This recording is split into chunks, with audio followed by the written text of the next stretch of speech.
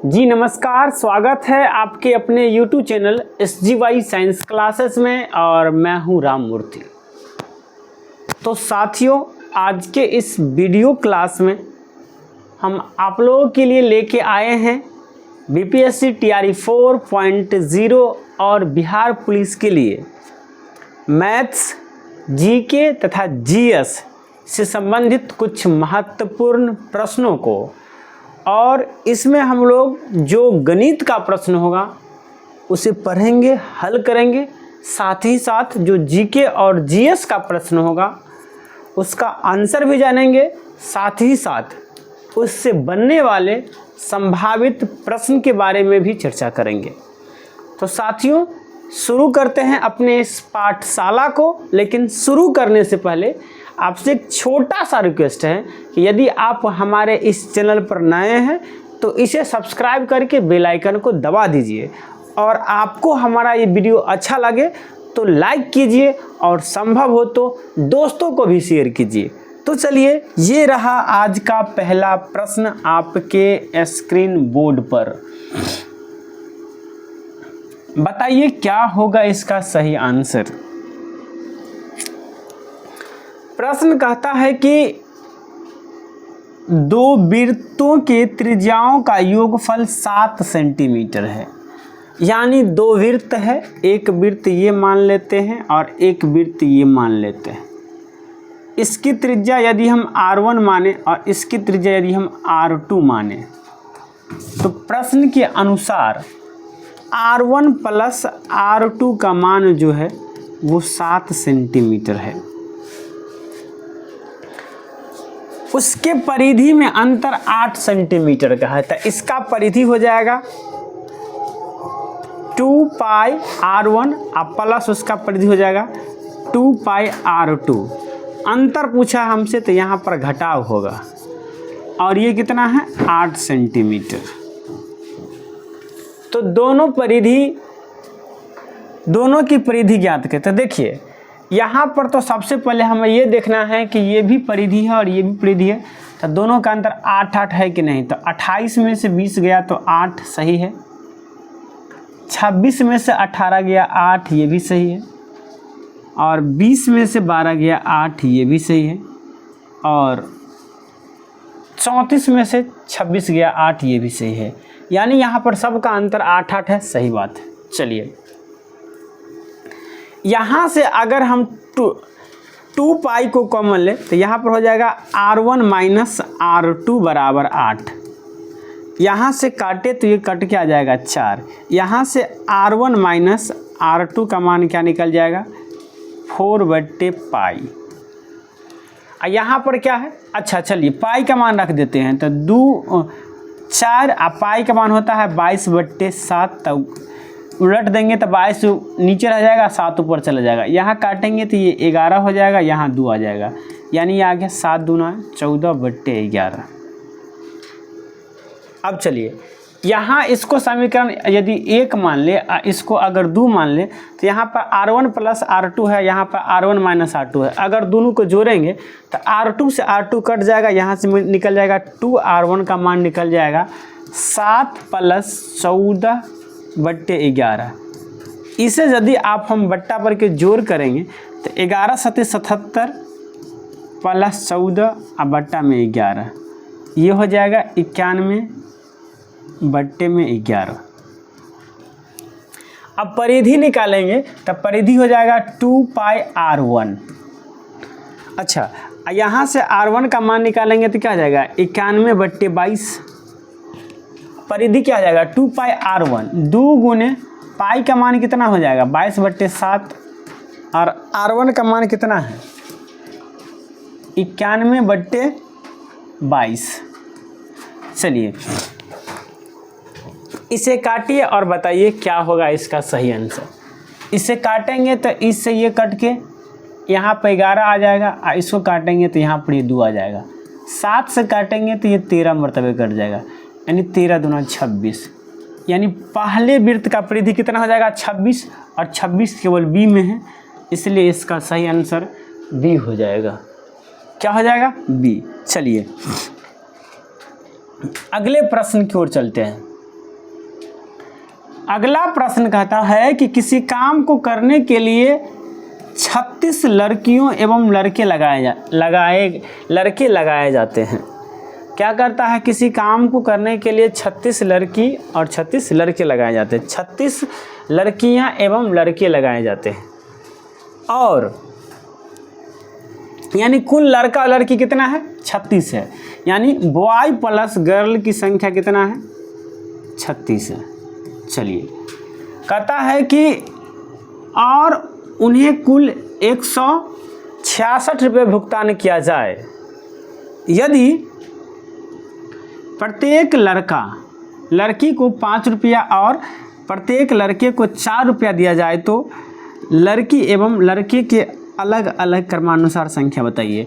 यानी एक लड़का को कितना रुपया दिया जाता है? 5 रुपया। तो लड़का का आमदनी हो गया 5 भी, अब प्लस लड़की का आमदनी कितना है? एक लड़की का है, अच्छा, प्रत्येक लड़की को 5 रुपया है और लड़का को 4 रुपया। तो लड़का को 4 रुपया तो ये 4 भी, और लड़की का आमदनी है 5 रुपया तो ये हुए 5G, बराबर कितना आ जाता है? 166 रुपये।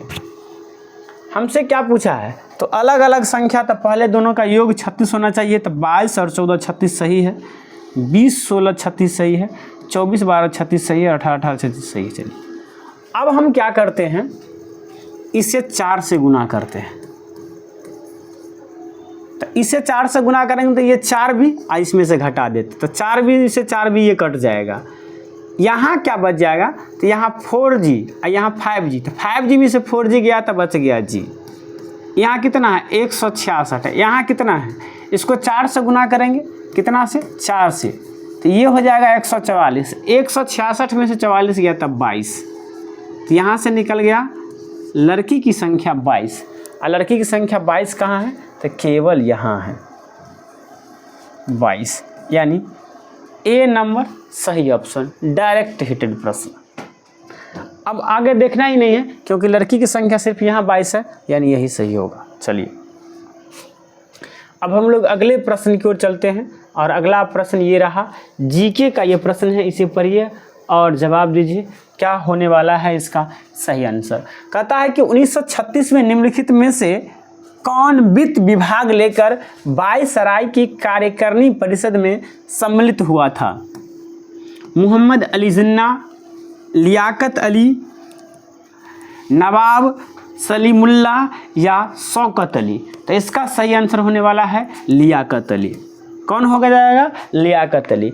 आपको बता दें कि लियाकत अली जो है वो 1946 में वित्त विभाग को लेकर के वायसराय के कार्यकारिणी में सम्मिलित हुए थे।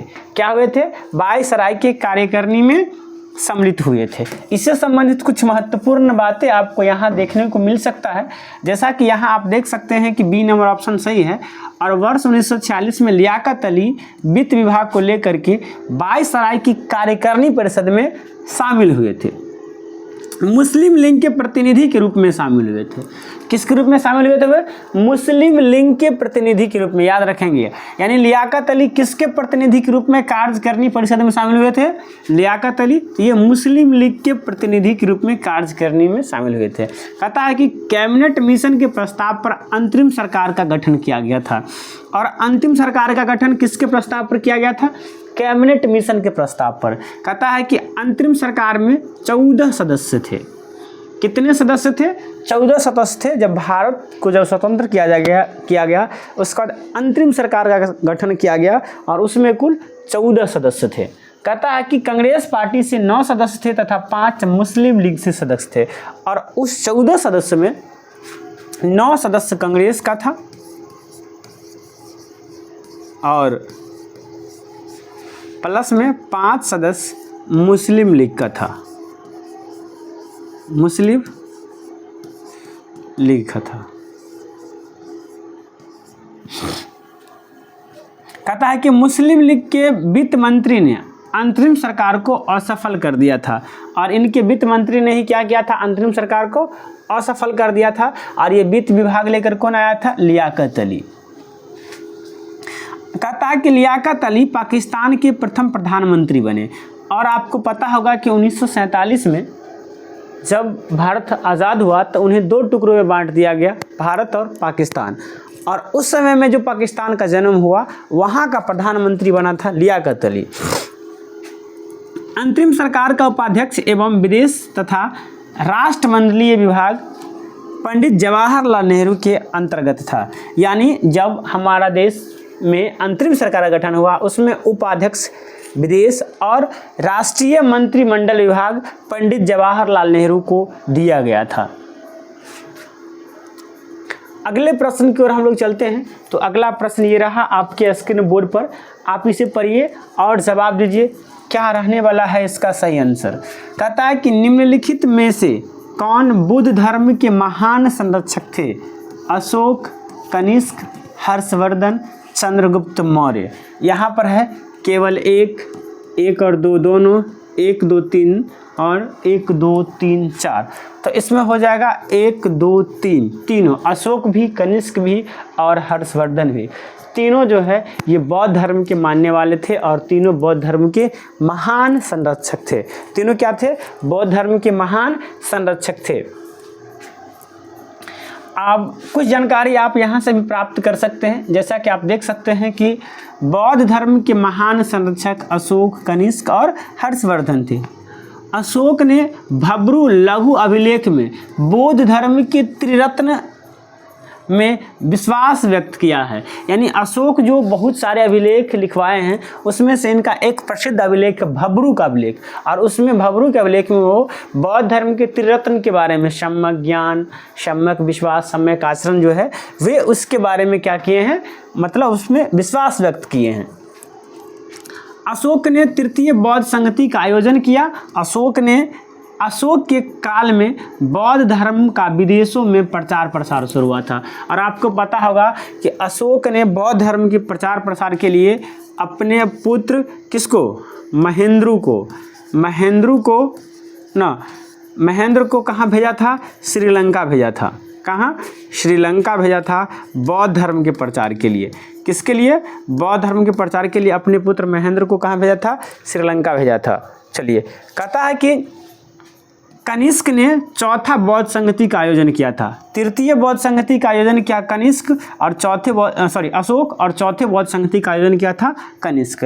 आगे अगर हम लोग चलते हैं तो कहता है कि हर्षवर्धन बौद्ध धर्म के महायान शाखा को मानने वाले थे। हर्षवर्धन किस शाखा को मानते थे? बौद्ध धर्म के महायान शाखा को मानते थे। लेकिन इस ऑप्शन में एक है गुप्त वंश। तो गुप्त वंश के शासक जो है वो वैष्णव धर्म को मानने वाले थे। किस धर्म को मानते थे वो? वैष्णव धर्म को मानने वाले थे, यानी वैष्णव धर्म को वो मानते थे। चलिए,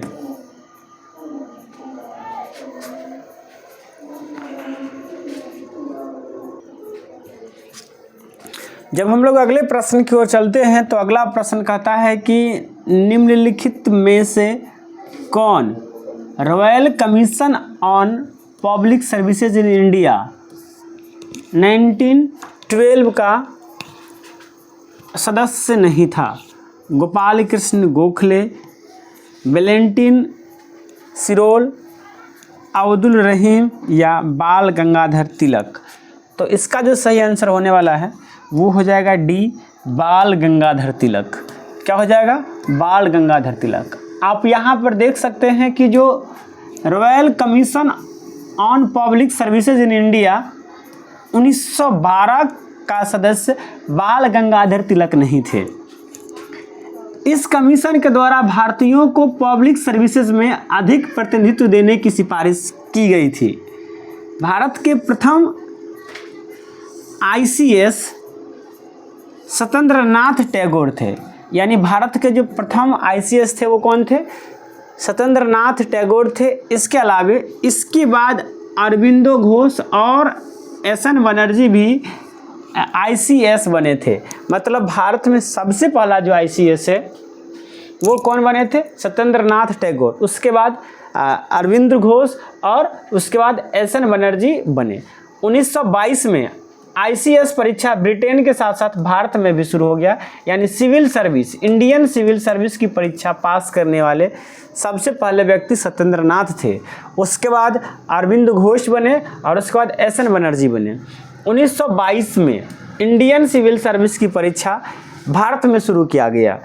इसके बाद कहता है कि भारत में ICS अर्थात इंडियन सिविल सर्विस की परीक्षा सर्वप्रथम इलाहाबाद के आनंद भवन में आयोजित किया गया था। और भारत में सबसे पहले इंडियन सिविल सर्विस का परीक्षा कहाँ शुरू किया गया था? इलाहाबाद, याद रखेंगे, जिसे अब प्रयागराज के नाम से जाना जाता है। इलाहाबाद के आनंद भवन में शुरू किया गया। कहता है कि ली कमीशन के रिपोर्ट पर 1 अक्टूबर 1926 को UPSC की स्थापना की गई और 1922 में सबसे पहले ICS का परीक्षा इंडियन सिविल सर्विस का परीक्षा लिया गया।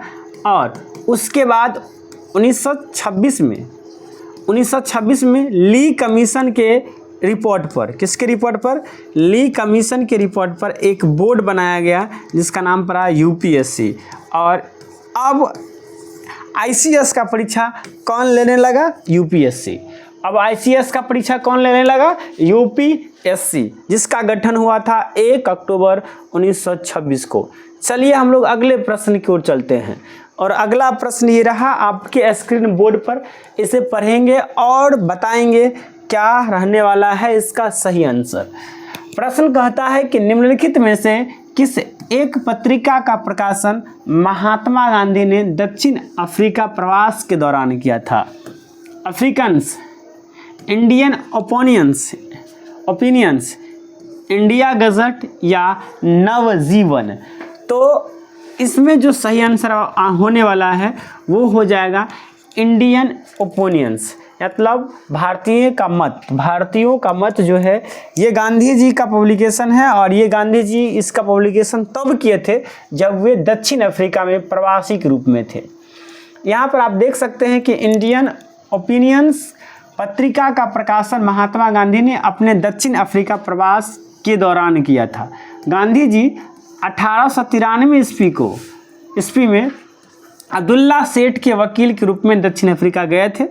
दक्षिण अफ्रीका में रंगभेद नीति के विरोध में 1907 में गांधी जी ने सत्याग्रह शुरू किया। यानी गांधी जी का पहला सत्याग्रह दक्षिण अफ्रीका में ही शुरू हुआ था।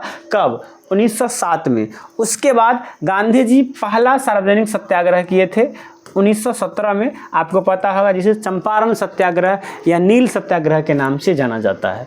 कहता है कि रंग भेद का विरोध करने वाले ये विश्व के प्रथम व्यक्ति थे। और याद रखेंगे, गांधी जी रंग भेद का विरोध करने वाले विश्व के पहले व्यक्ति थे। गांधी जी ने अपना प्रथम सत्याग्रह दक्षिण अफ्रीका में शुरू किए थे। और कब किए थे? 1907 में। उसके बाद जब वे वहाँ थे तो वहाँ पर वे Natal house, Phoenix farm, Tolstoy farm आदि की स्थापना गांधी जी ने दक्षिण अफ्रीका में किए थे। इसके अलावे इंडियन ओपिनियंस भी वे वहीं पर रह करके उन्होंने क्या किए थे, मतलब इस पत्रिका का प्रकाशन वहीं रह के वे किए थे।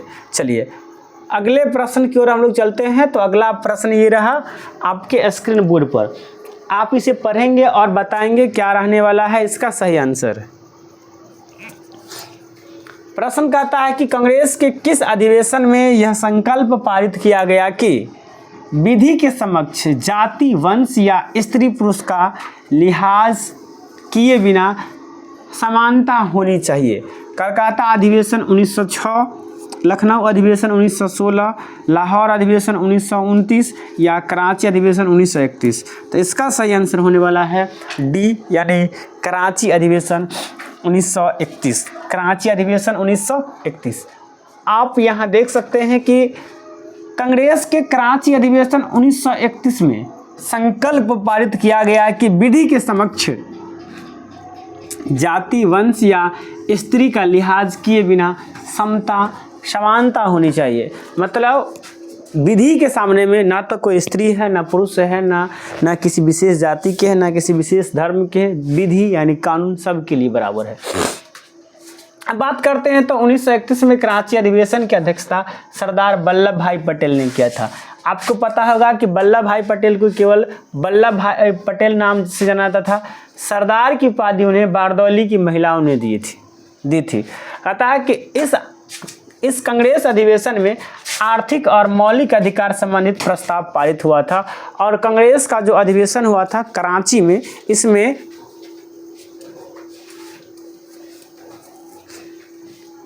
आर्थिक और मौलिक अधिकार संबंधित प्रस्ताव क्या हुए थे?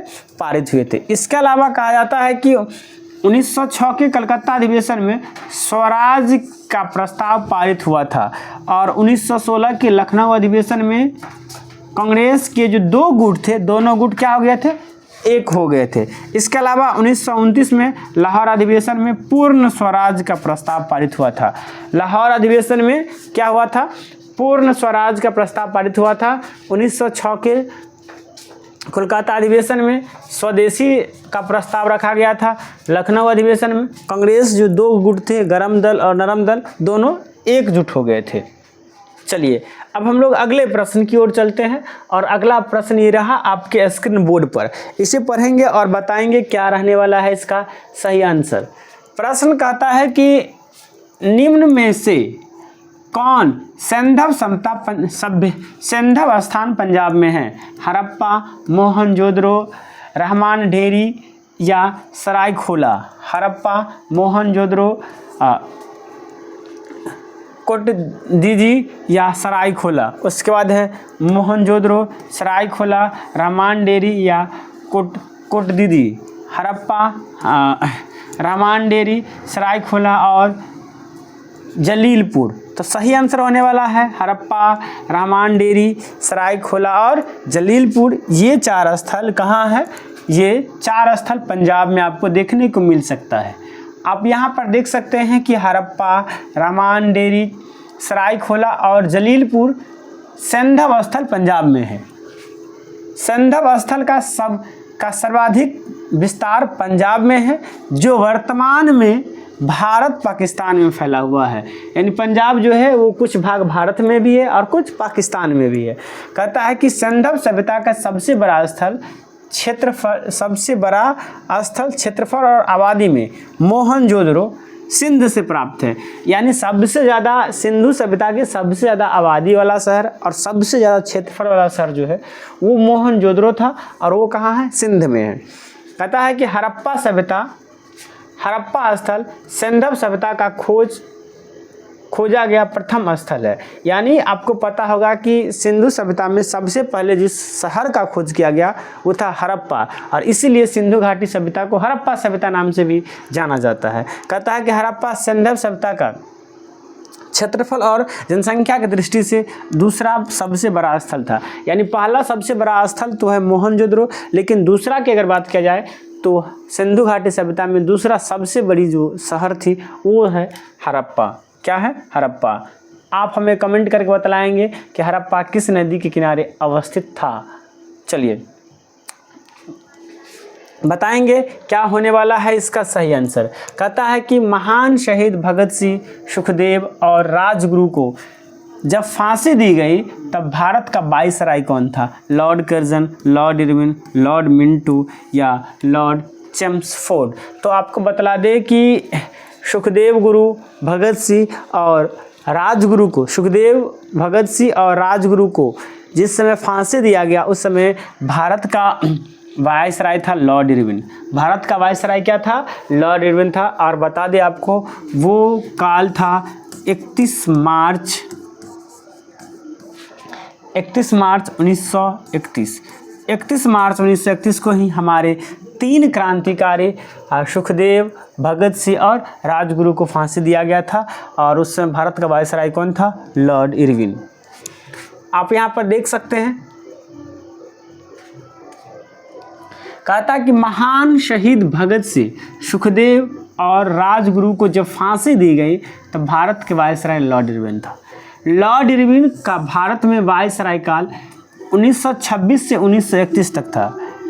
भगत सिंह, राजगुरु, सुखदेव को फांसी 23 मार्च 1931 को, सॉरी हम 31 मार्च बोल दिए थे, लेकिन 23 मार्च 1931 को दी गई थी। इन तीनों क्रांतिकारियों को फांसी लाहौर जेल में दिया गया था और इन तीनों क्रांतिकारियों को फांसी कहाँ दिया गया था? लाहौर जेल में। कहता है कि इन्हें पुलिस अधिकारी सैंडर्स की हत्या के आरोप में फांसी दी गई थी। किसके आरोप में फांसी दी गई थी? सैंडर्स की हत्या के आरोप में क्या दी गई थी? फांसी दी गई थी। तो दोस्तों हम अपने पाठशाला को आज यहीं पर विराम देते हैं। आपको कैसा लगा हमारा ये वीडियो कमेंट बॉक्स में ज़रूर बताइएगा। अगर अच्छा लगा है तो लाइक कीजिए, साथ ही साथ यदि आप हमारे इस चैनल पर नए हैं तो इसे सब्सक्राइब करके बेल आइकन को दबा दीजिए। तो चलिए मिलते हैं नेक्स्ट वीडियो में, आज के लिए इतना ही। जय हिंद, जय भारत।